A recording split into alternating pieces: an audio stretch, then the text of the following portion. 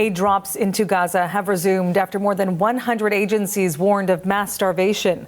This is new video in Gaza showing aid landing in the enclave. Israel says it has implemented humanitarian pauses in fighting and opened humanitarian corridors for safe movement of aid convoys. Gaza's health ministry says at least 133 people have died of malnutrition.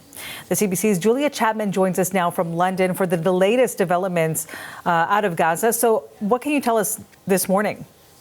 Well, Marianne, there have now been airdrops of supplies into Gaza from Jordan, the United Arab Emirates and Israel as well. And it comes after many months of that method not being used. It's been criticized by aid groups as ineffective, costly and sometimes dangerous. But it also comes as Israel announced tactical pauses in certain parts of Gaza, allowing for the movement of aid around the enclave, something that has been very limited in recent months. They also say they will be opening up humanitarian convoys for 17 hours a day permanently to ensure that aid organizations that have been complaining about a buildup of supplies on the border not getting to where it needs to go will be able to do that and distribute it to those who are most in need.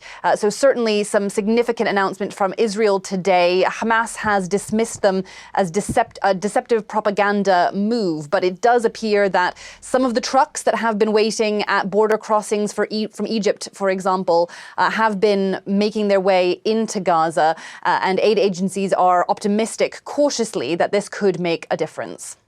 And the question is how much of a difference right now, because aid agencies have also been talking about the dire situation that's been unfolding there for months. So walk us through what kind of impact this is expected to make, at least in the short term.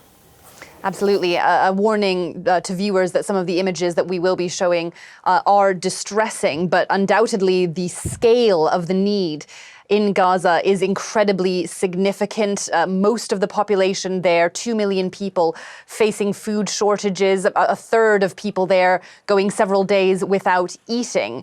But those aid organizations who are working on the ground, for example, the World Food Programme says there is enough food on its way to the region to ensure that everybody gets fed for almost 3 months. Now, of course, questions remain over what will happen in the days and weeks to come.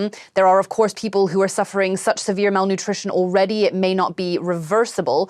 But we've also been hearing in the last little while from Prime Minister Benjamin Netanyahu of Israel, who says there are now no more excuses from the UN about aid getting into Gaza. So cautious optimism there that this could start to help people in need.